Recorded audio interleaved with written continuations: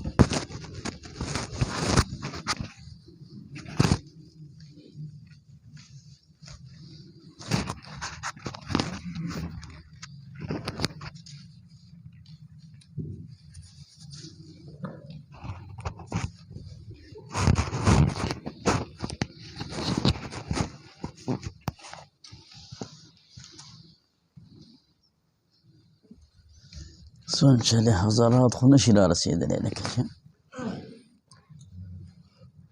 ډېر کم دي او کم دون هم د دورې څخه شروع شو تاسو دوره د دون څخه شروع کړه د دون ستاسو د دورې څخه شروع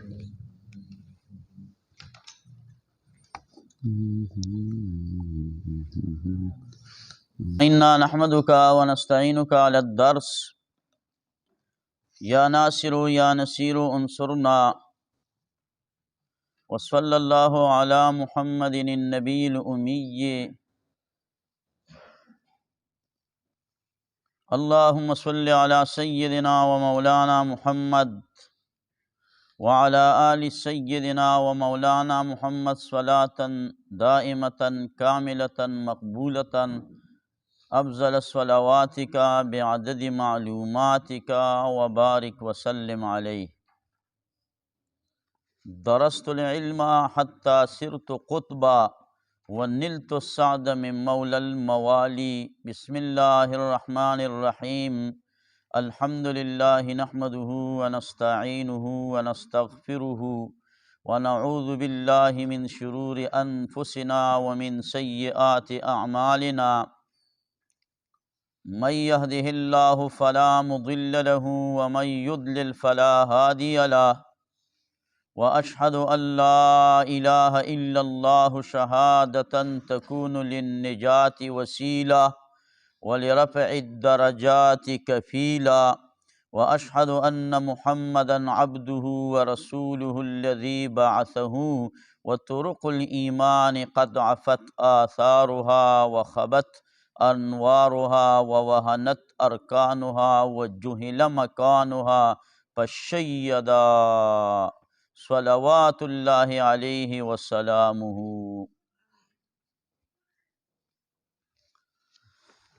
خجناب فرون منگو تاسو بسم الله ترا ارسیدو نو دیتا ویلے کیگی تسمیہ ملخص نمی دے تسمیہ تسمیہ پا لغت کی نام خدا را گوین او پا اصطلاح کی ہیئت مرکبت من اسماء ثلاثت و 19 حرفا دا یو ہیئت دے چی د دریو نمونو نا جوڑ دے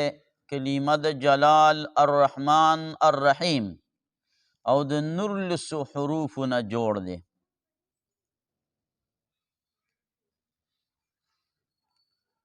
یو تسمیہ دا او بلنم چی دے نو بسملہ دا دے دوانوں کے فرق غایت المقصود ذکر کرے دے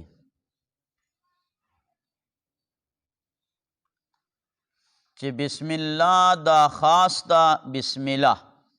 بسملہ او تسمیه عامه ده. بسمله ویلی کیږي دغه خاص کلمې معروفې ته چې بسم الله الرحمن الرحیم او تسمیه عامه ده. دغه معروفه کلمې تم وایي او د الله جل جلاله ار یو نوم ته هم ویلی کیږي.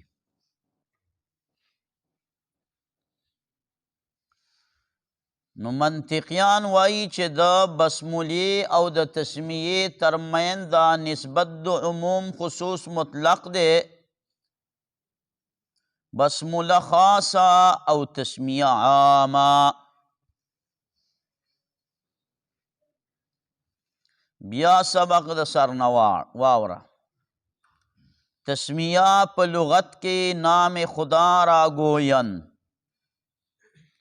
په اصطلاح کې هیئت مرکبت من اسماء 13 حرفا. یو تسمیه او بلا بسمله ملخص نمونه دي. د دې دواړو ترمنځ د فرق غایت المقصود ذکر کړی دی چې بسمله خاص ده، دی خاص معروفه کلمې بسم الله الرحمن الرحیم دی ته وایي، او تسمیه دا عامه ده. دغې معروفه کلمې ته هم وایي د الله تعالی هر نوم اغوستلو ته وایي چې د الله نوم والي بس. نو منطقیان وایي چې د دواړو ترمنځ د نسبت د عموم خصوص مطلق شو، بسمله خاصه او تسمیه عامه. بیا په دې پسې سیبه کلمه د جلال الله راغلی ده. اسم کې خو ته ځکه تشریح نه کوم چې دا ستاسو زده شوې ده چې دا وسمون دی نه ماخوذ دی که د سمون نه ماخوذ دی. نو کلمې د جلال لراشه یو اله ټکی دی او یو الله کلمه د جلال ده. په دې کې څه فرق شته که نه؟ درې اقوال دي پکې. یو قول پکې د میر سید سند شریف دی. اغا فرمائی چې دا اله عام دی، په حق او باطل دواړو باندې اطلاق کیږي. مونږه الله هغه تم اله وایو، هغه حق اله دی، او کافرانو معبودی باطلو تم اله وایي.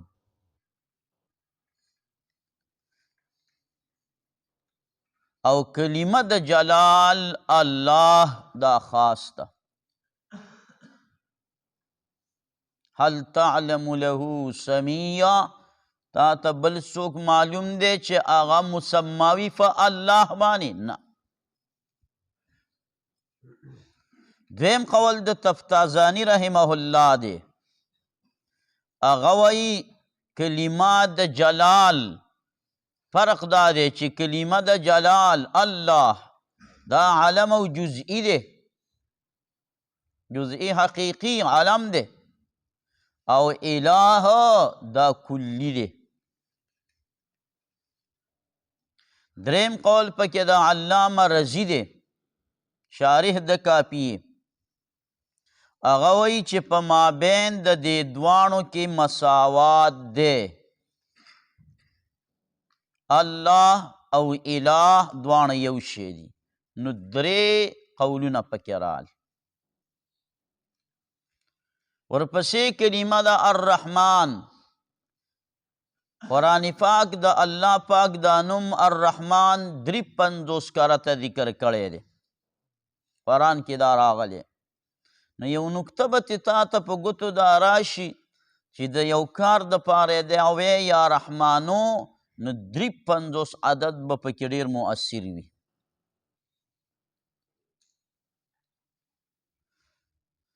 نو الرحمن الرحیم د دې په دې صیغو کې اختلاف دی. جمهور عالمان فرمایي چې دا دواړه صیغې د صفت مشبہ دي.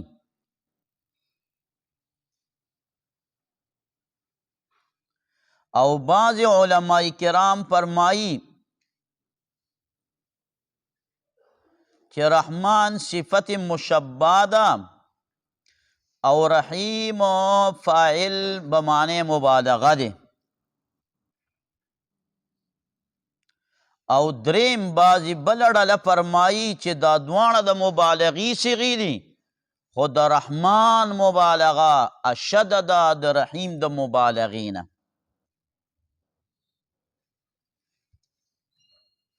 رحمان او رحیم کې فرق څه دی؟ په دې کې د علماء کرامو 11 اقوال دي. یو قول خدا دی چې بینهما مساوات، ترادف دی پکې، دواړه په معنا د مهربانۍ.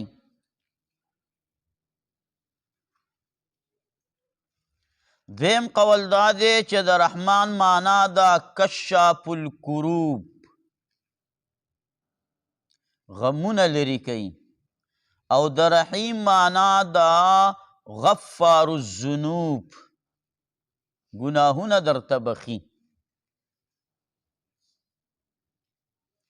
بعض علماء فرق کوي چې رحمان دی بتبیین الطریق، ښکلې لاره درته ښایي، د هدایت، د مصیبت نه د بچاو، د کامیابۍ. سالک چې رحمان ډیر وایي نو لاره به ورته ښه کولاویږي. او رحیم دی بالعصمت والتوفیق، په لاره کې رکاوټونو نه دی بچ کوي او توفیق دله درکوي. څلورم قول دا دی چې الرحمن الله پورې خاص دی، الرحیم الله پورې نه دی خاص.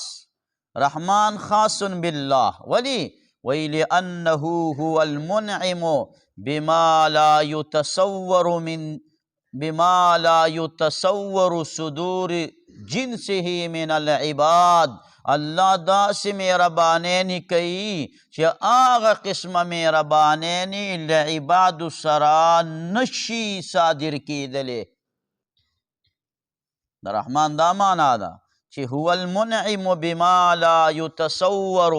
صدور جنسه عن العباد، په خلاف د رحیم نه چې رحیم داسې مهرباني وي چې عبادي نشي کولی، داسې مهربانۍ تم شامل دی چې عبادي هم کولی شي.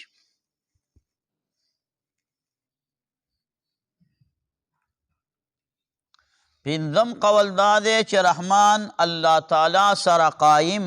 والی، قایم شوي صفاتو باندې دلالت کوي. او رحیم د مرحوم سره تعلق ساتي چې په چا باندې رحم فرمایلی وي. د دې وجې نه دا عالمان فرمایي چې خلاصه د فرق دا ده چې رحمان وصف دی او رحیم صفت. الرحمن وصف، الرحیم صفت. نو الرحمن وصف دی الله پوری صرف قائم دی، او رحیم چې دی نو دا صفت دی تعلق بندگانو پوری راغلی دی. یعنی په دې بلب کې رڼا پرته ده، نجومات ته رڼا ورکوي. الله کې دا مهرباني وصف دی، نو الرحیم په مخلوقاتو باندې مهرباني کوي.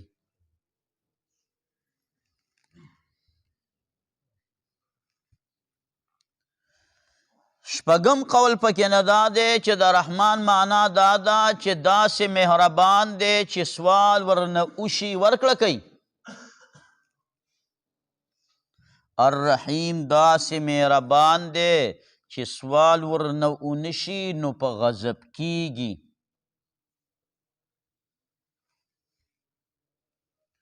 وم فرق دا دی چې رحمان دی چې سوال ورنه وشي ورکړه کوي، الرحیم مهربان دی بی د سوال نیم ورکوي که سوال ته کې رحمان دی دله درکوي او که سوال ته نه کې بیا هم دله درکوي رحیم مهربان دی الرحمن معنا داسې مهربانه چې سوال ورنه وشي ورکړه کوي الرحیم داسې مهربانه چې بې د سوال نیم ورکوي او په دې نقض واردېږي قرآن شریف کې راغلي واتاکم درکړي دي تاسو ته من کل ما سألتموه د دې څه معنا ده د بعضې ټول هغونه چې تاسو غوښتي دي د الله پاک نه تا د الله پاک نه یو سل سواله غوښتي دي نو په هغې کې دله یو دیش درکړي دي هغې کې دله مثال په طور باندې یو دیش درکړي دي من د تبعیض نو دلته خو آیات کې دا رالو چې تاسو ته الله هغه درکړي دي بعضې د هغې درکړي چې تاسو ترې غوښتي دي او تا د الرحیم معنا وکړه چې بې د سوال او بې د غوښتلو یې ورکوي دا خو د قرآن پاک د دغې آیات سره ټکراو رالی نو د دې نه دوه جواب دي یو جواب د شاه منصور باباجي رحمت الله علیه دی او یو جواب د انور شاه کشمیری رحمت الله علیه دی شاه منصور باباجي رحمت الله علیه فرمایي چې د قرآن پاک قاعده دا ده چې اعلی ذکر کوي ادنا پې قیاس کوي یا ایها الذین آمنو نو ښځې راووتلې او غټ جلوس یې وکړو ویل قرآن کې د منګه نوم ولې نه راځي جواب دا دی تاسو پکې مراد ایستی یا ایها الذین آمنو اذا قمتم الى الصلاة فاغسلوا وجوهکم نه ښځې به وایي چې منګه ته ګورئ منګ ته یې نه دي ویلي منګه نه چاره دام کوو او نه به څه کوو مونځ کوو او نه به مخونه اینځو فکر دې رالی که نه ای د ایمان والو اذا قمتم الى الصلاة فاغسلوا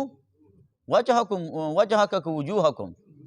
قرآن کې مخونه راغلي او تاسو صرف یو مخ ځان له اینځئ دا چې په سبیل ناست یاستئ څو مخونه به اینځئ نورو دوه درې کسانو له بیا مینځئ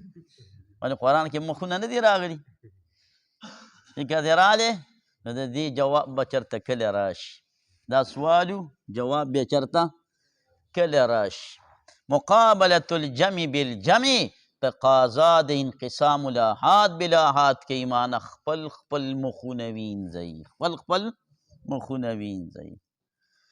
نو ګوره یا ایها الناس والجن شاه منصور کې ترجمه کړي وی بیا یا ایها الناس والجن جن پې عطف دی اعلی ذکر کوي ادنا ور باندې قیاس کوي نو دوه شیزونه دي چې الله پاک تعالی درکړي دي عمومي طور باندې فرد پسې به نه دي حکم علی العموم دې ته وایي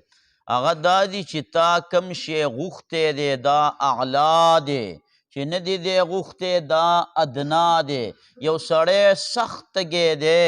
او تا ته ووایي چې ما له اوبه راوړه او ته وله لاړ شي د اوبو په ځای باندې خرچه ډېره وکړي مزیدار چای وله راوړي نو د اوبو نه خو دا چای ښه دی خو لیکن دې ټیم کې د ده دپاره ښه دی غوښتلی شوی شي خو د ده څه دي ملا صاحبه اوبه دي نو ګوره درکړي تاسو ته الله تعالی هر هغه څه چې تاسو د الله نه غوښتي دي اعلی یې ذکر کړه دا پکې په خپله مراد دي چې درکړي دي تاسو ته هر هغه څه چې تاسو نه دي غوښتي جواب او انور شاه کشمیری رحمت الله علیه وایي دلته دا سألتموه کې چې دا کم سوال راغلی په مصطلح معنا نه دی په لغوي معنا باندې ور محمول دی نو سوال په لغت کې احتیاج ته وایي درکړي دي تاسو ته د بعضې ټولو هغو نه چې تاسو د هغې محتاج یي موږ له چې الله څه راکړي موږ ته محتاج یي که نه یي هر څه ته یې ملایانو محتاجی نو سوال دپه شو فکر دی رالی چې الرحمن دی چې سوال ورنه وشي نو ورکړه کوي الرحیم مهربان دی چې سوال ورنه ونشي هم ورکړه کوي فکر دی بله ترجمه عبدالله ابن مبارک کوي الله تعالی چې دی الرحمن مهربان دی په چا سره په یو رحمت سره الرحیم او مهربان دی په سلو رحمتونو سره مهربان دی دی د دې حدیث مبارک عبدالله ابن مبارک دا معنا را ایستلې ده چې کوم حدیث کې راغلی چې د الله صل رحمت دی یوی دنیا ته رالیږلې ده یو د وجې نه ګوره څونه مهربانۍ دي په ورځ د قیامت به غننان مې سره دا یو ملګری کې پوره په سلو رحمتونو باندې به بیا په خاصو بندګانو مؤمنانو باندې رحمت کوي دلته یو رحمت یې رالیږلې او هغه مې یعم الکل بدماش او صالح او کافر او مؤمن ټولو ته شامل دی او هلته به بې سل شي او خاص به شي په مؤمنانو پسې نو انشاءالله چې خدای به موږ او تاسو ته نجات راکړي دا یې د دا نه راغستی دی ښه ملا صاحبه بله نهمه معنا اغا په معانی القرآن کې علامه زجاج کړی د معانی القرآن د علامه زجاج هغه وایي الرحمن د عبرانۍ ژبې ټکی دی او الرحیم د عربۍ ژبې ټکی دی الله تعالی په دې کې د عربۍ او د عجمۍ دواړه الفاظ را جمع کړي دي لسم قول پکې نه دا راغلی دی چې مغنی اللبیب کې ابن هشام په دویم جلد 533 کې راوړی دی وی دا رحمان چې دی نو دا صفت نه دی بلکې دا د الله پاک علم دی هغه دا ده چې دا د الله پاک د پاره علم دی او دا رحیم دا صفت دی نو یو علم دی بل صفت دی دای فرق پکې دغه شو دا رالی یو لسم فرق پکې نه بعضې علماو دا کړی دی چې فرق یې دا دی چې رحمان دا نه جمع کیږي او رحیم دا جمع کیږي په رحما سره نو د رحمان دا نه جمع کیږي معنا د دې د ذو الرحمت الذي لا نظیر له فیها چې د هغه دپاره په دې رحمت کې هیڅ قسمه نظیر نشته دی او رحیم چې دی نو دا دغه کیږي صاحب علیه رحمتام دا را جمع کیدی شي دا 11 خبرې شولې اخیری 12مه خبره ته د علامه ابن القیم رحمت الله علیه کومه په بدایع الفواید لومبي جلد 11 صفحه کې هغه ډېره ښکلې خبره کړې ده وایي دې کلمې کې د الله پاک درې واړه قسمونه نمونه راغلي دي نو ته به وایې د الله درې نمونه خو مراد به ترې ټول نمونه د الله تعالی کل هم نمونه چې راوالي نو دا په درې قسمه باندې دی یو صرف اسم دی او صفت پکې اړول شته دی نو صرف اسم دی او یو قسم صفات د الله هغه دي چې هغه صرف صفت دی اسم نه دی او یو قسم نمونه د الله پاک هغه دي چې هغه اسم او صفت دواړه دي نو کلمه د جلال الله دای پکې راوستې ده د دې معنا څه ده دا صرف د الله پاک نوم دی صفت نه دی او الرحیم پکې راوړی دی دا صرف د الله صفت دی اسم نه دی علم او اسم نه دی او دا رحمان چې دی نو دا دواړه دي دا صفت هم د الله پاک دی او اسم او علم هم د باری تعالی دی نو وایي ابن القیم صاحب چې الله مهرباني کړې ده په دې کلمه شریف کې درې واړه قسمونه دا را جمع کړي دي چې چا په بسم الله شروع وکړه لکه د الله پاک جل جلاله په ټولو هغه نومونو باندې شروع وکړه کوم چې محققین لکه امام رازي غوندې علماو رایستلي دي چې د الله 15,000 نومونه دي نو ګویا کې د په 15,000 واړو نومونو د الله پاک جل جلاله ذکر کړو او شروع د خپل کار په هغې باندې وکړله نو په بسم الله الرحمن الرحیم کې ډېر لوی کمالات پراته دي رسول الله صلی الله علیه وسلم فرمایي چې جنت ته د معراج په شپه باندې لاړم نو دی دغو ته مې وکتل صاحب علیه رحمت دي څلور واړه نیرونو ته دا څلور واړه نیرونه د رسول الله د کور او د رسول الله د بنګلې نه چالو شوي دي وایي ما چې ورته وکتل نو په بسم الله کې د دې میم نه یو نیر چالو او بل نیر د کلمې د جلال د دې ها نه چالو او بل د رحمان د دې میم نه چالو او بل د الرحیم د دې میم نه چالو نو گویا کې جنتونو ته ټول د کلمې برکت څه شوی دی مولا صاحبه دا خور شوی دی قیمتي کلمه ده خو دا کلمه وایي سبق له راځئ کور ته دننه ودئ هر ټیم کې دا وایي جومات ته را راځئ نو ګوره په سنت طریقو سړي ته ولایت ملاویږي نو دلته په جومات کې رکعتین د تحیت المسجد دا کوئ بیا د هغې نه بعد سبق ته څه کوئ کښېنئ فکر دې راغلی که سبق نه شروع او چې شروع نو بس بیا به څه سبحان الله والحمد لله ولا اله الا الله والله اکبر. شیخ الاسلام تقی عثمانی صاحب لیکلی دي چې دا کلمه دې وویله نو بس دا د تحیت المسجد په ځای باندې کار ورکوي. نو راځه بسم الله الرحمن الرحیم. امام نصفی یو بله معنا کړې ده دا به هم درته وکمه وایي بې معنا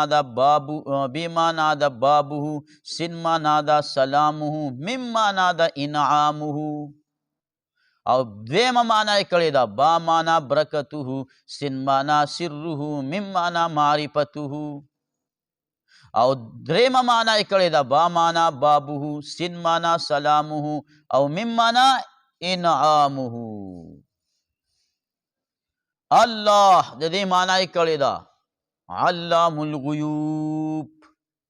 الرحمن کشاف الکروب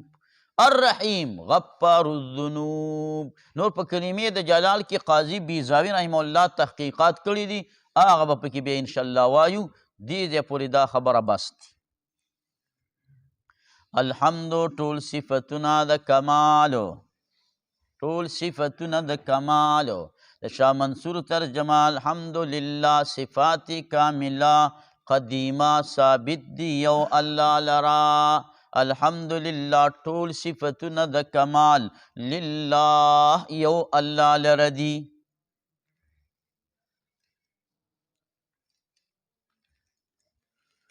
په دې کې تعمیمات ثلاثه او تخصیص واحده دی.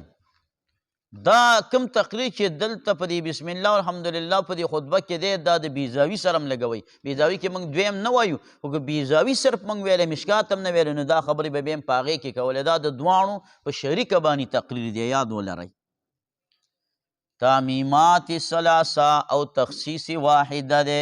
هلکه یو تعمیم پکې څه دی؟ تعمیم د حامد دی. هر سنا د هر سنا ویونکې نه په هره زمانه کې نو ړومبی ووایه چې یو پکې تعمیم د حمد دی او دویم پکې تعمیم د حامد دی او دریم پکې تعمیم د زمانې دی. هر سنا د هر سنا ویونکې نه په هر زمانه کې او یو پکې تخصیص دی لله یو الله لره دی.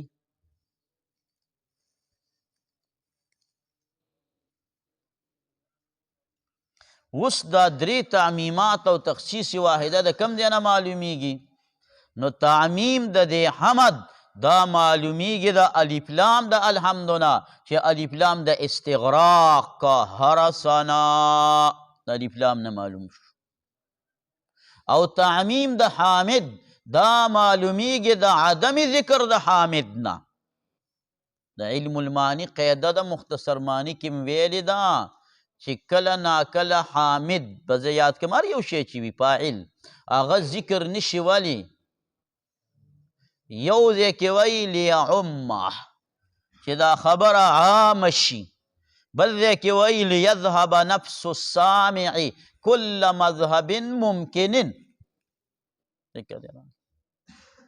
خو به هر حال تعمیم د حامد دا معلوم شو د عدم ذکر ده. داسې ونه ویلي چې حمد زید لله دا یې ونه ویلي چې حمد موسی علیه السلام لله دا یې ونه ویلي چې حمد محمد صلی الله وسلم لله. دا حامد ذکر نه کو ولی لیعم الکل. او بل تعمیم د زمانی دی لکه تعمیم د زمانی د څه نه معلومیږي؟ د جملې اسمیه نه. دا جمله اسمیه ده جمله فعلیه دلالت کوي په تجدد او په تحدث باندې او جمله اسمیه دلالت کوي په دوام او په استمرار باندې. کوي که نه کوي؟ هلکه جواب را کوي. جمله اسمیه دلالت کوي په دوام او په استمرار. زید قائم مانا زید چې دی ولاړ دی د بابا آدم علیه السلام د زمانې نه تر د دجال د راتلو پورې د دې دا معنا ده. ولې دا جمله اسمیه نه ده څه کل ما هذا شانه نه ده. اوس به څه کوو؟ بند شو طالب جان په کفالې د رجلینو کې، اله به دې پوه شي چې سرکي دي په پخځینو کې. طالبان به مخکې چې بند شو سر به یې په دې دغه کېښودو سوچ به یې کولو. ملائی صاحبہ اره یو جمله اسمیه دلالت په دوام په استمرار باندې نه کوي، معدوله عن الفعلیه. معدوله عن الفعلیه چې اول فعلیه وي نو دا اول فعلیه و حمدت الله، بیا د هغې نه عدول وکړو جملې اسمیې ته الحمدلله. اوس دې ځای کې بیا طالبان نه پوهېږي. فکر دې رالی د دې دا مقصد دی چې هلکه اول صاحب د مشکات چې کتاب لیکلو نو وی لیکل چې حمدت الله، نو بیا پې طالب اعتراض وکړو نو حمدت الله واپس وران کو وی لیکل چې الحمدلله. وایي تا ته څه پته وه؟ وایي د جومات ګوټ کې ولاړو ما ورته کتل که نه. اوس به څه کوو؟ دا چا وایي چې دا اول جمله فعلیه وه؟ مولي صاحب ستا میلمه رالی، سموسې دې ورته چیسه کېښوستې، په بل پلیټ کې دې ورته تیتي کېښوستو چرګ.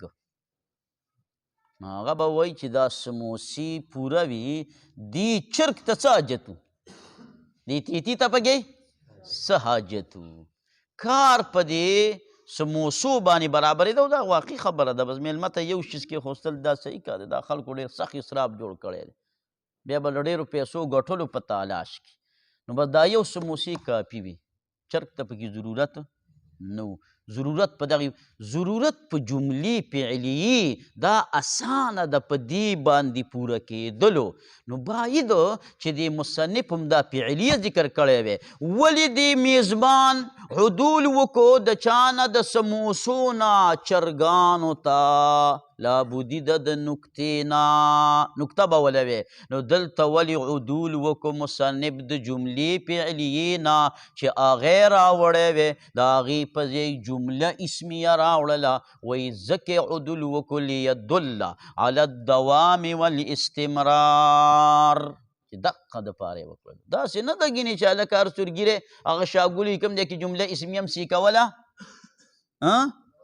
او که نه. نو چې کوم ځای کې په جمله فعلیه کار کېدو اول ته جمله فعلیه نه ده راوړې، د هغې په ځای جمله اسمیه راوړې، د هغه سخت کار ته یې ګوته اچولې. ولې؟ هلکه د دې دپاره لیدل علی الدوام، دقې ته عدول ویلی کېږي. عدول څه ته ویلی کېږي؟ چې د سموسو په ځای باندې څه راوړې؟ چرګ راوړې. نو لیدل علی الدوام والاستمرار دا جمله اسمیه ده، دا دلالت په دوام او په استمرار باندې. او الکه تخصیص واحده د څه نه معلومیږي؟ لله، اللام للاختصاص، نحو الجل للفرس، رواه شرمتامل، نحو الجل للفرس. دویم الکه دا په وړه نحوه مې ته معلومه کو، په غټه نحوه معلوم که. دوه ځایه مختصر معنی کې دا ټکی راغلی دی چې دا یو غاړه او بله غاړه دواړه معرفي وي. مبتدا او خبر چې کله دواړه معرفي وي دا حصر او اختصاص پیدا کوي. نو الحمد دا معرفه ده په الف لام، او لله دا معرفه ده په دې هی. دا معرفه ده خوله خوځوئ که نو دا معرفه ده په دې لام نه ده، دا معرفه ده په علمیت باندې. وهو علم لذات الواجب الوجود. ټیک ده که نو؟ نو دواړه طرفونه چې معرفې شولې څه پیدا کړو؟ تعریف الحاشیتین یفید الحصر والاختصاص. نو الحمدلله ټول صفتونه د کمال، صفات کامله قدیمه دا ثابت دی لله خاص الله لرا. حمد چې دی او مدح دا دواړه په معنا د صفت سره راځي، خو فرق یې دا دی چې حمد د وصف یقیني دپاره راځي او مدح چې ده نو دا عامه ده. مدح عامه ده. که یقیني وي او که نه وي. دارنګې دویمه دا حمد چې راځي د اختیاري وصف دپاره راځي او مدح چې دی نو عامه ده مدحت اللؤلؤ علی صفا یا دا صفاوالی د ملغلرې په اختیار کې نشته نو مدح د هغې دپاره هم راځي او د یو اختیاري دپاره یې ووایي نو هغې دپاره هم راځي مدح عامه ده او حمد صرف د اختیاري دپاره راځي. او بل وګوره دا حمد چې دی دا اخبار دی د محاسنو د غیر خو مع المحبت موږ د الله څه مینه ده نو ځکه صفتونه وایو او مدح عامه ده کله ناکله به لکه ته د یو سړي صفت وکړې مدح به بیان کې سره د دې چې د هغه سره به ستا محبت نه د یو وجې نه به بیان کړي پوهېږي په هغې کې به څه وي مناسب څه وجه به وي د هغې د وجې نه به بیان کړي. نو اخبار د محاسنو د غیر مع المحبت دا حمد دی او مدح عامه ده که محبت وي او که نه وي صاحب علیه رحمته. او بل فرق پکې دا دی چې حمد دا شرعا مامور به دی او مدح چې دا نو دا شرعا مامور به نه ده.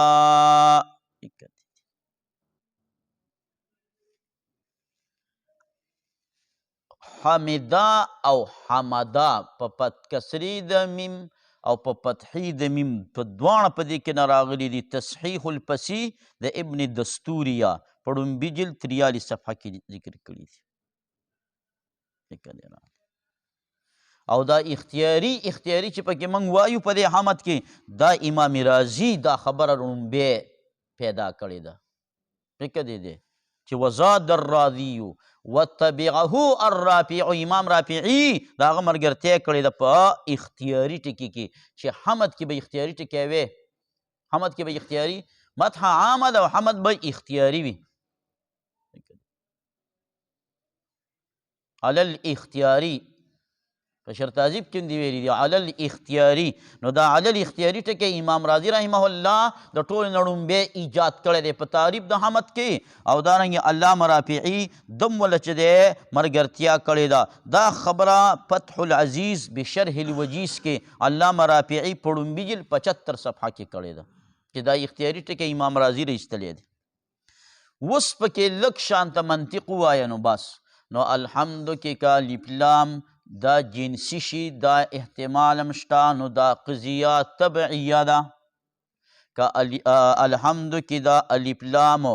دا استغراقی شي نو دا به موجبه کلیه ده او که الف لام پکې عهد خارجي شي نو بیا دا کومه قضیه ده مراد صاحبه شخصیه ده او که الحمد کې الف لام عهد ذهني شي چې دا مرجوح قول دی نو بیا به قضیه محمله شي نو دا کومه قضیه ده د منطقیانو نو قضیه طبعیه جوړیږي موجبه کلیه جوړیږي صاحب علیه رحمته شخصیه جوړیږي او محمله جوړیږي دا ټولې په دې کې جوړېدلی شي. دا نحمده ورته ولې وایي استمرارم وکړو نو اوس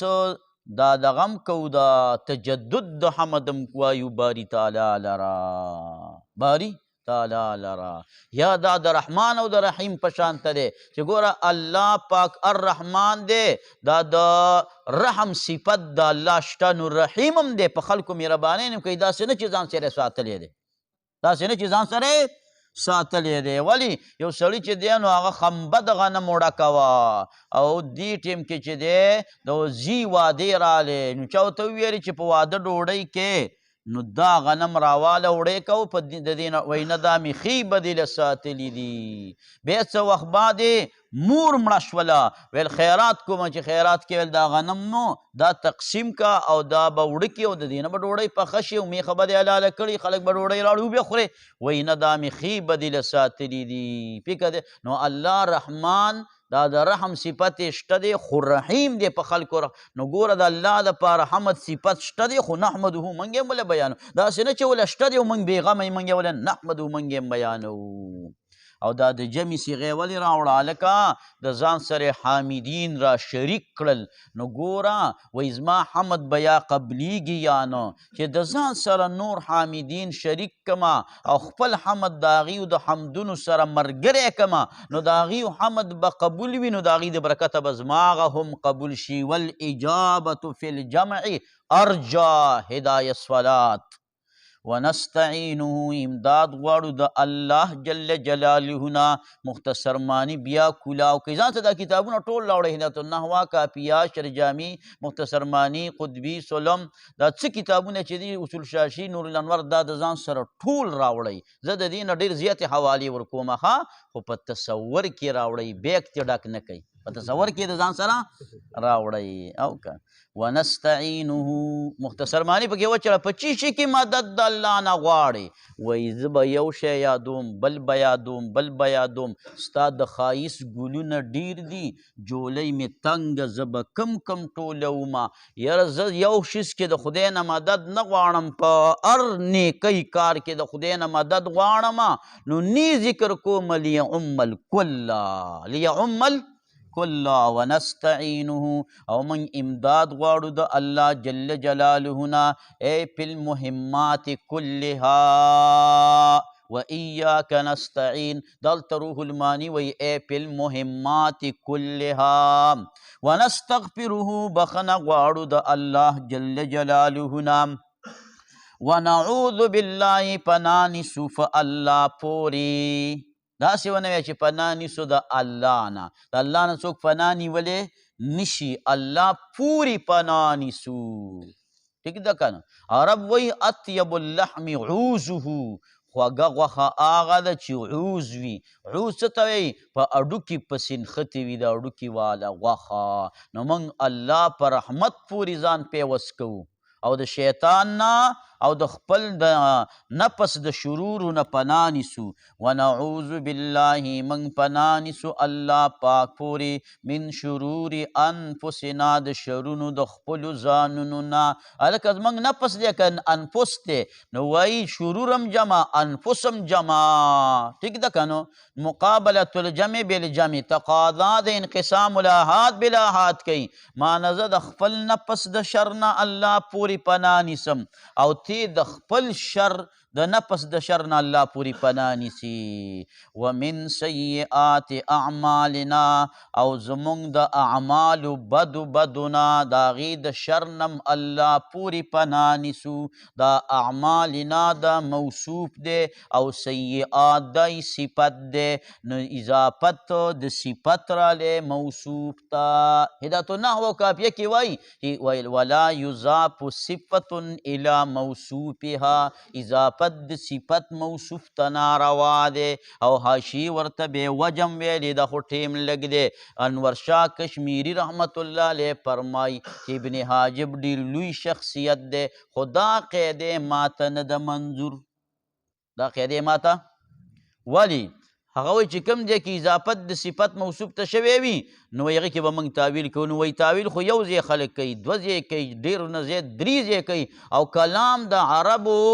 د اضافت د صفت نه موصوف ته او د اضافت د موصوف نه صفت ته د دې نه خو کلام د عرب ډک دي په دې کې تاویل نه کېږي حق خبره دا ده چې اضافت د موصوف صفت ته روا دی اضافت د صفت موصوف ته روا دی څوک وایي مولانا انور شاه کشمیري رحمه الله په فیض الباري کې وایي ومن سیئات اعمالنا ومن اعمالنا د عملونو زمونږه چې کوم سیئه اعمال دي اضافت د صفت شو موصوف تا من یهده الله هغه څوک چې هدایت وکړي هغه ته الله پاک فلا مضل له نو نشته دی ګمراه کوونکی د هغه دپاره خبرې ورکړو چې چاته خدای هدایت وکړي نو هغه له ګمراه کوونکی نشته نو دا لفظا خبر دی خو مانن انشا ده د دې معنا داسې د مقصد چې خدای ته هادي نو مونږ له هدایت راکا خدایا مونږ د دلالت نه بچ کا مونږ د دلالت نه بچ کا د مضل شیطان نم بچ کا چې چاته خدای هدایت کی فلا مضل له نو دا مضلن نکره ده په سیاق د نفي کې واقع شوله عموم یې پیدا کو تعم هیڅ قسمه ګمراه کوونکی بیا د هغه دپاره نشته چې الله ورته هدایت کی خبره ختم ومن یدلل او هغه څوک چې الله یې ګمراه کي فلا هادي له نشته دی هادي د هغه دپاره هلکه سوال پې کوه چې خدای پاک خو خلک نه ګمراه کوي چې خدای ګمراه کي خدای ګمراه کي نو بیا په ورځ د قیامت سزا ولې ورکوي نو نسبت د دې ګمراه کولو کله الله ته وشي کله شیطان ته وشي کله نفس ته وشي نو ځان پی کا چې دا ګمراهي چې دی کم انسان اختیار کړله نو د ځان په خپله باندې ګمراه کړو چې نسبت الله پاک جل جلاله ته کم دی کې شوی دی نو دا نسبت د خلقتن دی چې دا ګمراهي د دې خالق الله دی پیدا کړی الله ده خو موږ ته وایي ځان ته بچ وساتئ او چې بنده اوس ګمراهي اختیاروي نو دی په خپل اختیار باندې اختیاروي د چا پې زور مور نشته دی هو نو اصلي کې ګمراه دی شو الله پاک ته نسبت ولې وشو نسبت د خلق چې دا ګمراهي پیدا کړی الله ده او شیطان ته نسبت ولې وشو شیطان ګمراه کول نشي کولی هغه تزیین د دې ګمراهۍ ورته وکړو هغې سبب جوړ شو دا ګمراهي ورته هغه ښایسته کاره کړله دا ګناه یې ورته ښایسته کاره کړله نو نسبت یې هغه ته د تزیین شوی دی نور اصل حقیقت کې ګمراه کېدو والا څوک دی په خپله باندې دا بنده دی چې ته کوم کار کې هغه دغه کېږي که فکر دې رالی اوس دا لاس ته اوچت که او ځان له خولې یې راخلاصون په خپله باندې به خپله خوله وې تا له خدای اختیار خلق د تا اراده او قصد کار وکړو دا عمل چې کم وهل دي او خوږېدل دي دا پیدا کړه الله رب العزت خالق الله دی واشهد او د ګواهي کومه د دې خبرې چې نشته دی لایق د بندګۍ الا الله فغیر د الله نه شهادتا داسې شهادت تکون للنجات وسیلتا چې دا د نجات دپاره وسیله وي ما نجات ته ورسوي او د پورته کولو د درجاتو دپاره کفیلتا ذمهوار وي د هغې کفالت کوي د هغې صاحب د مشکات څه ویلي صاحب د مشکات څه ویلي دقیقه یې ویلي چې ګوره ایمان دی بیا عمل دی موږ مرجئه نه چې ایمان راوړو بیا چوټي ده اشاره یې وکړه ایمان په دوه قسمه باندې دی یو نفسي ایمان دی یو ایمان کامل دی نو للنجات وسیله کم ایمان دی نفسي ایمان او دا در رفع درجات کپیله کم یو ایمان دی ایمان کامل نو خدای موږ در نه د ایمان او د ایمان کامل سوال کو داسې ایمان موږ له راکړه چې ایمان کامل رفع د درجاتو موږ له راولي واشهد او گواهی کوما چې ان محمدا صلی الله علیه وسلم عبده ورسوله دا بنده د الله دی او رسول د الله دی محمد وشق له من اسمه ليجله فذو العرش محمود وهذا محمد فتح الباری کې حافظ ابن حجر دا شعر راوړی دی په شپږم جلد 555 صفحه کې او تاریخ صغیر کې امام بخاري راوړی په لومبي جلد او په نهمه صفحه باندې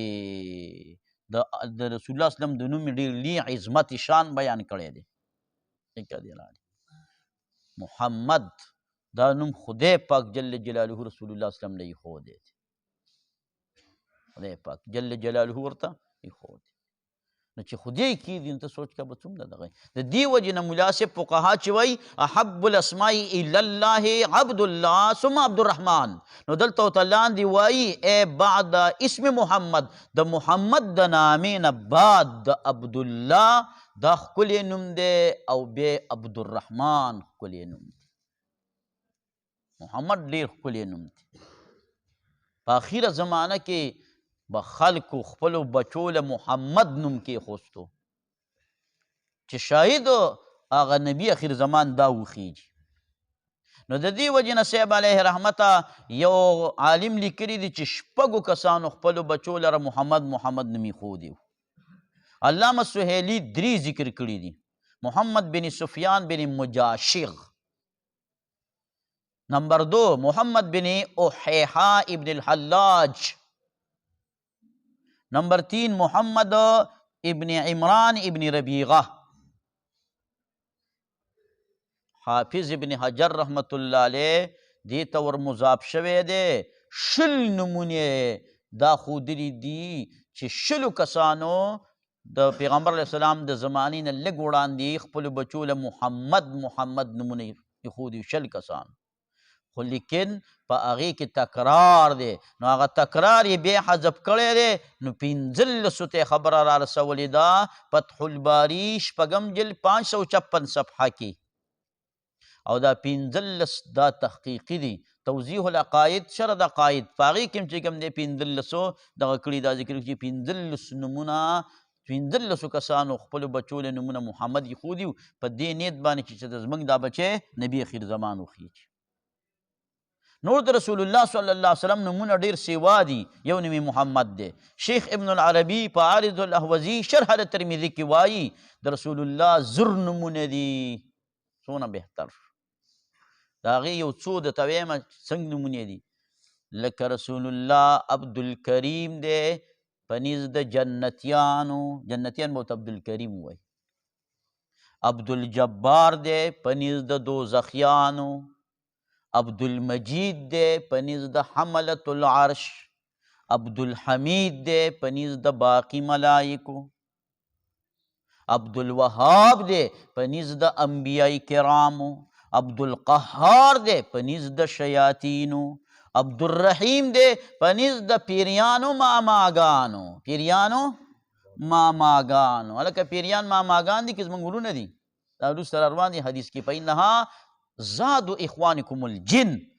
هلکه د هډوکي باندې استنجا مه کوئ، دا ستاسو د ورونو پیریانو د هغه توښه ده. نو پیریان زموږ ورونه دي که ماماګان هم دي، نو موږ ورته ماماګان وایو. طالب ما دا حدیث کې ورته ورونه ویل شوي دي. نو مال حدیث کې موږ یاد کړي که زموږ مور او پلار هم یاد کړي چې ستاسو نه ټول یاد کړي چې زموږ د مور ورور شو نو زموږ ماما نه شو. هلکه زه ولې په هغه طرف راتاویږم که نه چې زموږ د مور ورور شو نو زموږ څه شو ملا صاحب؟ ماما شو. نو عبدالرحیم دا د پیریانو په نیز،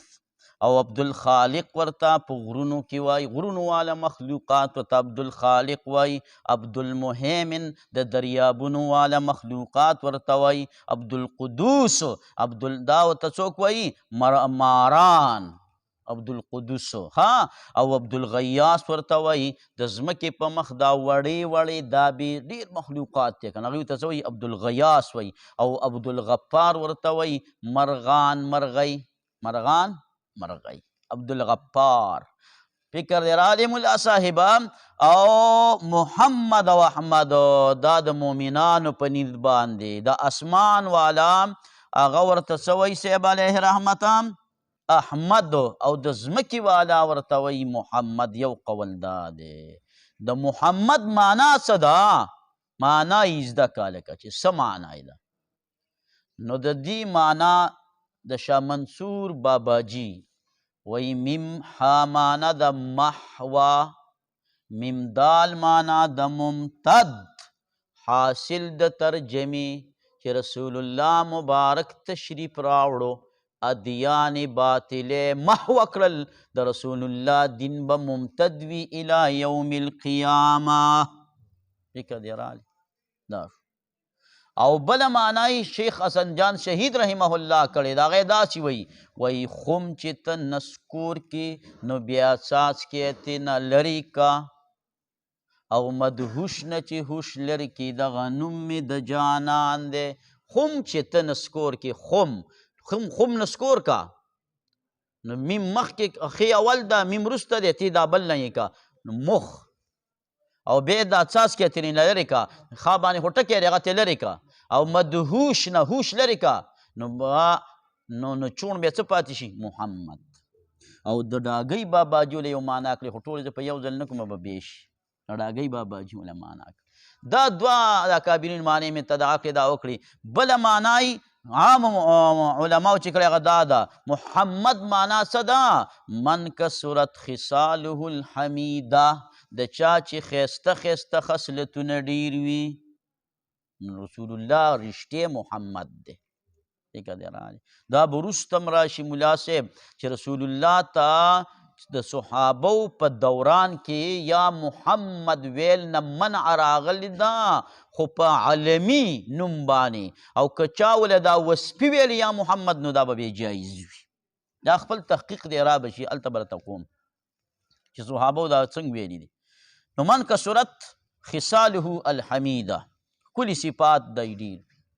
اوس راشه صاحب علیه رحمت احمد له نو د احمد څه معنا ده نو احمدو بر وزن افعلو کله مبني للفاعل وي کله مبني للمفعول اول مبني للفاعل کا احمد الحامدین لربه تعالی ملائکم د خدای حمدونه وایي پیریانم وایي انسانانم وایي انبیایم وایي اولیایم وایي صلحایم وایي اتقیایم وایي خو د رسول الله په شانته حمد نه چا ویلی نه به ووایي د رسول الله هم نه عبادت نه چا کړی دی نه به څوک وکي نو ته به ورته ووایې چې هغه خو د شپې 14 رکاته تهجد کول څه وتر او څه تهجد او ما خو چې دی 14 شلې وکړه بېګا نو دا زما هغه ډېر نه شو وی هلکه دا ته په کم طرف باندې خبره ګس کې یو کمیت دی او یو کیفیت دی په کمیت باندې خو به ته رکاتونه سیوا کې خو په کیفیت باندې چې ستا په شانته تهجد ګزار په کروڑها را جمع شي د رسول الله سبحانک اللهم ته نه رسیږي په اعتبار د چا مولا صاحبه د کیفیت باندې نو احمد الحامدین لربه عز وجل او بل کدا مبنی للمفعول شي نو بیا معنا څه ده نو بیا د احمد معنا دقه محمد او محمود شو صفت کړی شوی نو د محمد او د احمد په منځ کې به فرق کوو وایي محمد دی باعتبار الکیفیت ډېر صفت یې شوی دی په اعتبار د کیفیت سره او احمد دی ډېر صفت یې شوی باعتبار الکمیت باعتبار الکمیت سلمانه څو هندوانې دې راوړې وې یاره جي وایي یوه هندوانه ده خو سمه هندوانه ده چې وم کته نو منګینه غټه وه نو هندوانه دا وسو کیفیت یې ښه شو تکه سره دا په اعتبار د کیفیت سره هندوانې وخورئ لکه ایثار شی ډېرې دي هندوانه ډېره ده وخورئ ډېره څه معنا ده په اعتبار د کیفیت لکه یوه ده خو ډېره ده روپۍ وړه ده خو په طول پوره ده او کمیت دا معنا ده چې لکه سلمان استاده څو هندوانې دې راوړلې وی ډېرې دي څو دي وی 22 دي نو دا رښتیا ډېرې دي رښتیا څه دي مولا صاحبه ډېرې دي خو وړې وړې دي نو ګوره کمیت مقدار شو کیفیت هغه کیفیت یا دا دی چې یو شیز ډېر وي دا کمیت شو او خوند او مزه او لطف یې سیوا وي نو دا کیفیت شو نو د الله د نبي صلی الله علیه وسلم صفات هم ډېر دي او خوندور مزیدار او مزین هم دي دواړو طرف ته برابر خبره ده ها راځه اوس محمد په نامه کې ډېر دغه دی هلکه داسې عاشقان تیر شوي دي په سمرقند کې چې د محمد د نامو دپاره صرف ځان له قبرستان جوړ کړی دی فکر دی را ځان له 600 ته چې هجري ورسېدله نو یو عالم لیکلی دي وایي په هغې کې 400 محمد په نامه باندې دفن شو 400 بلا مخلوق پاکی دا هغې مقبرې نوم دی تربة المحمدین او چې کله صاحب د هدایې علامه برهان الدین مرغینانی رحمه الله وفات شو 593 کې نو د ده دپاره اجازت طلب شو چېرې ده لرم تاسو دغه ورکوئ په دغه مقبره کې دفن ورکوئ نو چونکې دا نوم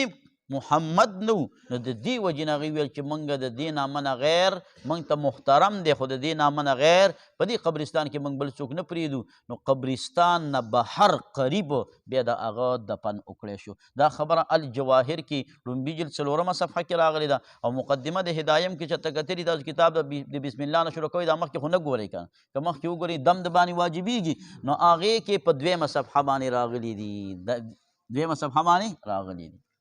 واشهد زه ګواهي کومه چې ان محمد د نامه زموږ استاد محترم مفتی سیف الله صاحب دامت برکاتهم العالیه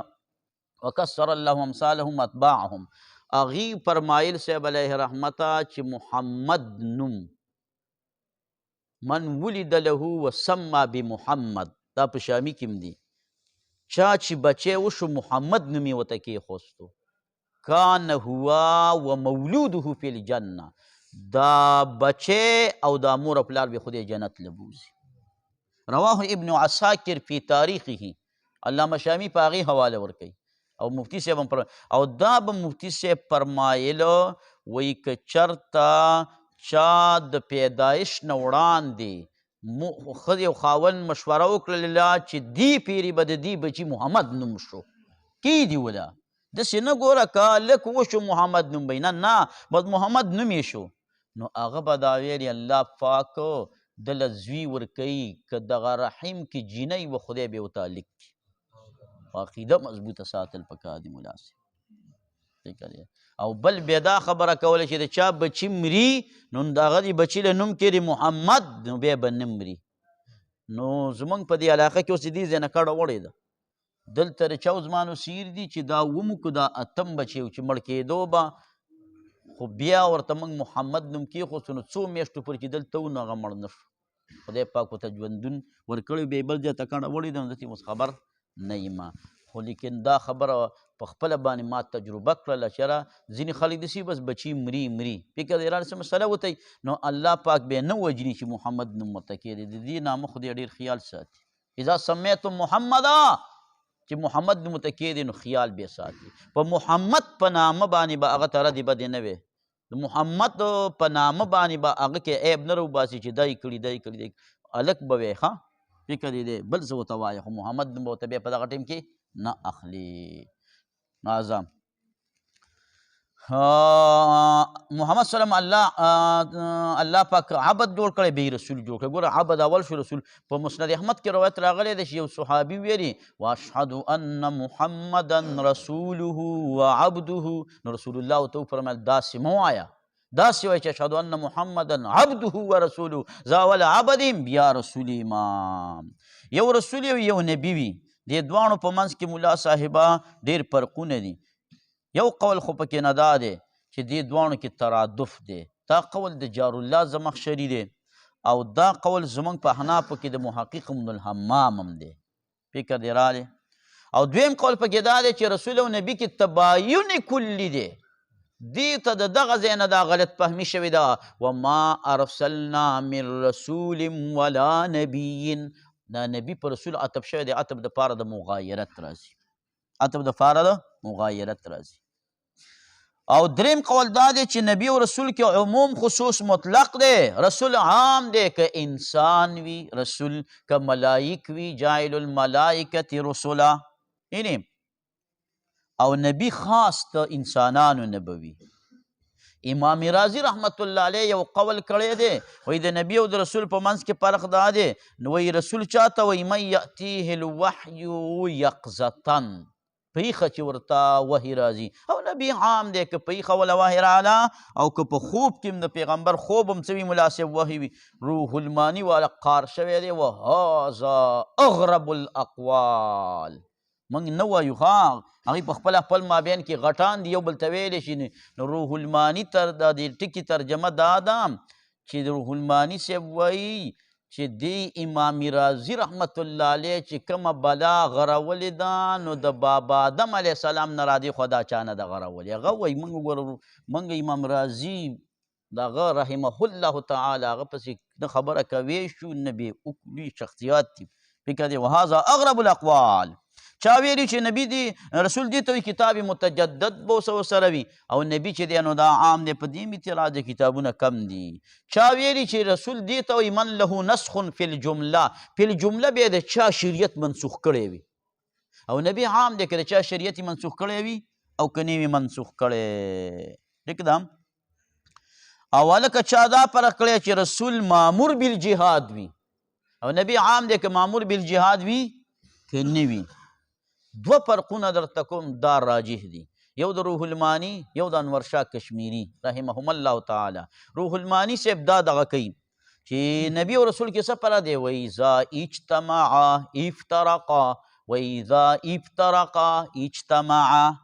حاصل د فرق یې دا دی که دا دواړه یو ځای کې ذکر نو بیا به موږ دغه فرقونه کوو د عالمانو چې کړي دي او که بیل بیل ذکر افترقه نو اجتماع بیا یو شی دي کله به ورته نبي ویلی شوي کله به ورته رسول ویلی شوي بیا دواړه څه شی دي یو شی دي اذا اجتمعا افترقا بیا به فرق کوو او اذا افترقا چې بیل بیل راغلي وي اجتماعا بیا یو شی دي فرق یې پکې نشته دی او دغه دا وایي صاحب علیه رحمت انور شاه کشمیری صاحب وایي اصل کې د نبی او د رسول په دې منځ کې دا فرق د ټولو نه ړومبی شمي ملا دغه کړی دی پکې کړی دی نو هغه په دې خبره کې خطا شوی دی او بیا نور خلک مولیان صاحبان په خپلو تصنیفاتو کې بس اقوال دا نقل کوي که نه نو بنا د فاسد علی الفاسد ټولو کړی دا دا فرقونه وایي غلط دي اصل کې فرق هغه دا دی چې رسول خاص دی دا د مقابلې د قوم دپاره راغلی وي دا د مقابلې د قوم دپاره راغلی وي او نبی عام دی که مقابلې د قوم سره وي که نه وي لکه موږ په دې زمانه کې مثال په طور باندې زموږ کې داسې علما دي چې مقابله د قوم کوي مولانا صاحب دامت برکاتهم العالیه او ځینې داسې علما پکې دي چې مقابله د ټولو عالمان وفي کل خیر خو لاکن خبره دا د ملا صاحب چې څوک مقابله د قوم ته ولاړ وي څوک نه وي ولاړ نو رسول دې ته وایي چې هغه داسې وخت کې راغلی چې هغه قوم ډېر بګړ وي پیغمبر اسلام چې راغلی ټول قوم په تیاره کې پراته وو نو د قوم مقابلې ته ولاړ وي او نبي داسې هم کیدی شي چې بل نبي دی هغه ورته کار برابر کړی دی خو الله پاک پکې دام راولېږي نو تیار کار چلیي کم قوم سره مقابله نه کوي او دی له قوم مقابله نه کوي تیار قوم ته چې دی تیار شریعت هغه ورته واضح کوي الذي آغا ښکلی پیغمبر بعثه چې الله تعالی را اولیږه د لرا و طرق الایمان په دې حال کې چې لارې د ایمان قد عفت آثارها ورانې شوې وي نښې د هغې کله ناکله د دې لارو دا نښې دا ورانې شي من چې دارالعلوم اسلامیه کې سبق ویلي نو هلته په زموږ په علاقه باندې ډېر باران شوی سیلاب پکې راغلی و چې موږ لاړو نو چې کومو لارو باندې به تللو هغه لارې مکمل ورانې شوي څه دره کې نه لګېده قد عفت ورانې شوي وي آثار عفو په معنا د ورانېدو سره راځي د دې وجې نه شاه ولی الله صاحب فرمایي فاعفو واسفحو ته تاسو وایي ولې منسوخ ویسئ دا منسوخ نه دی د فاعفو خپله لغوي معنا د عفو ورانولو ته وایي د کفارو مینه د زړه نه ورانه کا واسفحو د دیو د مجالسو نه درګذر وکا دا خو ښکلي اخلاق دي د دې منسوخوالی شاه ولی الله رحم الله فرمایي راغلی نه دي تازه نو نښې د ایمان ورانې شي د ایمان نښې څه شی دی لکه مونځ دی زکات دی حج دی په شرعي طریقه باندې دغه خو به کوو خو په لغړو باندې بیا کوو کفارو دا د ایمان چې کومې دا لارې دي نښې دي دا لارې ټولې ورانې شوي څوک د ایمان نه او د دین د خبرې او د الله د خبرې نه اړوله خبر نو وخبت او دارنګې پټ شوي وو مړه شوي وو خبت اصل کې د اور مړ کېدلو ته وایي دا لیټ چې مړ کې دا خبت دی وخبت او مړه شوي وو انوارها رڼاګانې د دې ایمان ووهنت انوارها رڼاګانې د چا د طرقو د ایمان د ها ضمیر به چا ته راجغ کوو هلکه طرق ته بیا راجي کوو اثارها ها دا چا ته دا ضمیر راجغ دی طرق ته راجي طرق جمع د طریق دا نو دا خو ډېر دي او ها مفرد مؤنث دی نو دا ورته څنګه راجع کې په تاویل د چا د جماعت سره تاویل د جماعت څه ته وایي ګوره یوه لاره بله لاره بله لاره بله لاره بله لاره نو د دې نه یو جماعت سا شو که ویلې خورې دا منګی زر راوچت کا کور ته ځم کور مې ځان له دی میړه مې ویلې جرګې له تلی دی بله ښځه ورته داسې ګوري جرګه څه شی جرګه اوس په د زنانو په جوړو کې یو جوړه د هغې ته هم جرګه وایي فکر دې رالی نو جرګې له ویتلی دی وایي جرګه څه ته وایي نو دې ښځې ورته وویلې خورې زما میړه شي خورې ستا میړه شي خورې د دې بلې میړه شي چې راجمه شي دې ته جرګه وایي دې ته نو چې یو تاریخ چې بل تاریخ چې بل تاریخ چې بل تاریخ چې راجمه شي دې ته جماعت وایي جماعتون د څه صيغه د مفرد مؤنث دی نو د مفرد مؤنث ضمیر مو ته موږ راجع کړو په تاویل د چا سره مولا صاحبه د جماعت ته یعنې تاسو هم یو جماعت یاستئ تاسو ته هم د مفرد مؤنث ضمیر دا راجع کیدی شي فکر دې رالی که طالب العلم انټوش کې وکړو ما ورته ویل یرحمک الله داسې ما ته وکتل مال بأنک نفس مطمئنه فلهذا یرجع الیک ضمیر المؤنث نفس مطمئنه نه څه او که فکر دې رالی نو راځه وطرق الایمان قد عفت ورانې شوي نښې د هغې او مړه شوي انوار د هغې ووهنت کمزوري شوي ارکانها رکنونه د هغې وجهلا او نامعلوم شوي مکانها مکان د هغې نو فشیدا مضبوط کو چا رسول الله صلی الله علیه وسلم هلته د پیغمبر اسلام نوم واغستو او دلته یې وانغستو هلته مې وایي ځکه واغستو چې د مجنون چې دی لګیو هغه لیلا لیلا ډېره زیاته کوي چې ځکه لیلا لیلا دا څه کوي مشقرا نام لیلا می کنم خاطر خود را تسلامی دی هم دې کې تسلي ده چې محمد نوم موږ الو او دلته چې دی وانغستو ولې وایي ادب دا دی چې نیلما هزار بار بشوم دهن با مشک گلاب هنوز نام تو گفتن را کمالی بی ادبی است شیده بس صرف ضمیر راجع کو نو مضبوط کو رسول الله صلی الله علیه وسلم صلوات الله رحمتونه د الله دیوی علیه پدبانی وسلامه سلام د الله دیوی د صلواتم لسمانی دی اوس به کوم یو پکې مونږ وایو صلواتو لسمانی گانی دی سیب علیہ رحمتا او سلام د جاہلیت په زمانه کې علامه پارسی ذکر کړی دی چې دا د ترخی ونی نومو سلام ترخی ونی ته به سلام ویلی چې د سلام حکم کله رالی نو یو سړی روانو او یو زمیندار زمینداره کوله یوې کوله نو دی ورته وایي سلام علیک نو هغه زمیندار بابا ورته چوکه داسې اوچته کویل جاس علیک نو ده ترې تپوس وکړو ویل ما قلت لي دا دې ماته څه ویل نو هغه ورته ویلې هما شجرتان مرتان سلام او جسجاس دواړه ترخي ترخي ونې دي انت جعلت علی واحدة تا په ما باندې یوه راویشته فجعلت علیک الاخرى ما د باندې بله در ویشته نو بیا په شریعت کې چې کوم دی په معنا د سلامتۍ سره راغلی دی ها دا علامه پارسي هم ذکر کړي دی فواید کریمیه شرح د زرادي هغې کې هم شته دی ها او په نجاح الدارین کې موږ دغه کړي دا راوړي اوس په یوز الحرمین کې هم راوړي من معالمها د نښو د هغې نه ما هغه غپا چې کومې ورانې شوې وي و شفا او شفا یې ورکړله من العلیل بیمار تا قال لي کیف انت قلت علیل سهر دائم وحزن طویل رواه مختصر معنی هلته علیل څه دپاره راوړی دی انا علیل مسند الیه حذف کړی دی د هغې په باس کې راوړی دی او شفا یې ورکړله من العلیل بیمار ته په څه شي کې شفا ورکړه په تایید د کلمې د توحید کې من هغه چاته کانا علا شفا چې دا په غاړه د جانم باندې و اوضحه او واضح کو لاره د هدایت یعنی پیغمبر علیه السلام طبیبو او دوایی ورسره کلمه د توحید وا او بیماران د مکې معظمې بلکې تمام دنیا والا افرادو هغې له به یې څه ورکوه مولي صاحب دا دوایی ورکړه رسول الله وسلم طبیبو او دوایی کلمه د توحید او د هغې سره لوازمات او صاحب علیه رحمته مریضان څوک د دنیا افراد انسانان من کان علی شفا هغه څوک چې کوم په غاړه باندې و د چا د جهنم وکنتم علی شفا حفرة من النار د هغې نه اقتباس وکړو صاحب د مشکات و اوضح او واضح کړو لاره د هدایت لمن هغه چاته چې اراده لري چې دی اوچلی دې لارې له روان شي په دې لاره باندې و اظهر او ظاهر کو کنوز السعادت خزانې د سعادت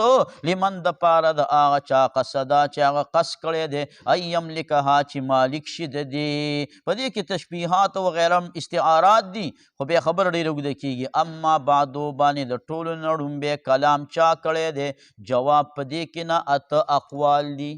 یو شاعر په شعر کې جمع کړي وی جرل خلف فی اما بعد من کان بادئا فخمسة اقوال و داود اقرب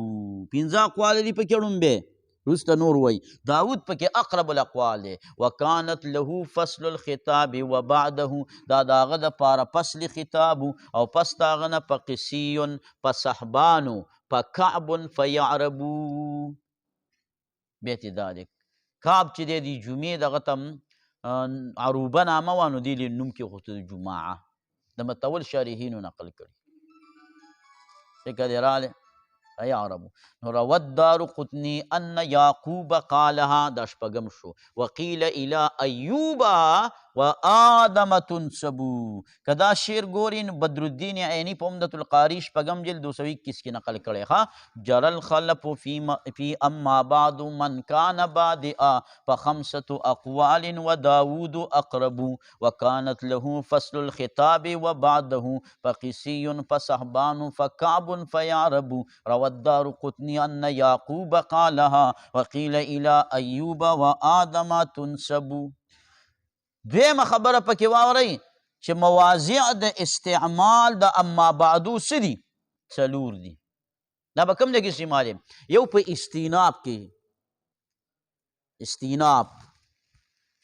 استیناب دې ته ویل کېږي جمله مستانفه ده نه د ما قبل څه تعلق لري نه د ما بعد هغه ځای کې اما بعدو ویلی شي دویم په مقام د تبعیض کې تازه لېږلی یم چې لاړ شه او د ګلدین سره خبرې وکړه ما ورسره خبرې وکړې چې راغلی ما سی ویلي نو هغه اوږدې قصې کړي دي زه یم ما بعدو او بیا خبره مختصر ذکر کوم مقصد دا چې خبرې ډېرې کړي خو دا پکې د سر خبرې دي او دریم چې دی نو هغه صدر الکلام مطلقا په اول سر کې خلک راوړي څلورم مقام تاکید دی استیناف تبعیض صدر الکلام مطلقا او بل څه دی ملا صاحب تاکید لکه دا شکار دی وی په دې کې لږ دغه وچېړه علمي بدیغ پکې وچېړه علمي بدیغ پکې دا دی چې په اما بعدو کې اقتضاب مشوبه بالتخلص دی یو اقتضاب دی تاسو ویلی دی په علم البدیغ کې او یو تخلص دی اقتضاب تخلص دې کې اقتضاب مشوبه به تخلص دی چې تخلص سره مشابه دی تحقیق د مقام داسې دی چې کله یو متکلم د یو کلام نه بل کلام ته اوړي نو یا به د دې دواړو کلامینو ترمنځ نسبت ملحوظ کړی وي یا به نه وي ملحوظ کړی که ملحوظ کړی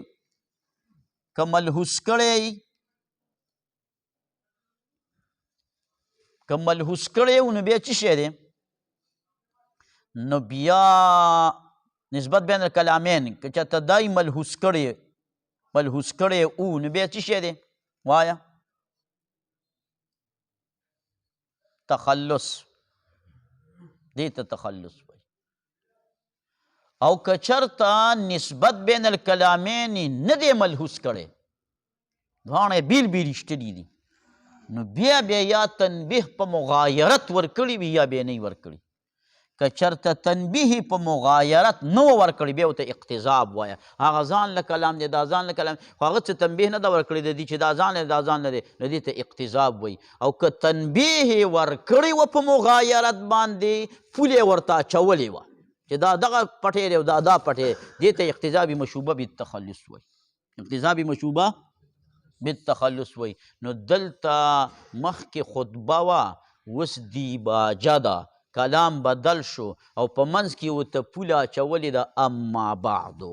دا یې پوله ده تنبیه په مغایرت ورکوي د اقتضاب مشوبه بالتخلص وایي چې څوک هلکه پټی او پټی تاسو دوه کسان په منځ کې نیم کوي او کوم مولي صاحب پکې راغلی اقتضاب مشوبه بالتخلص ورته کوو که نه کوو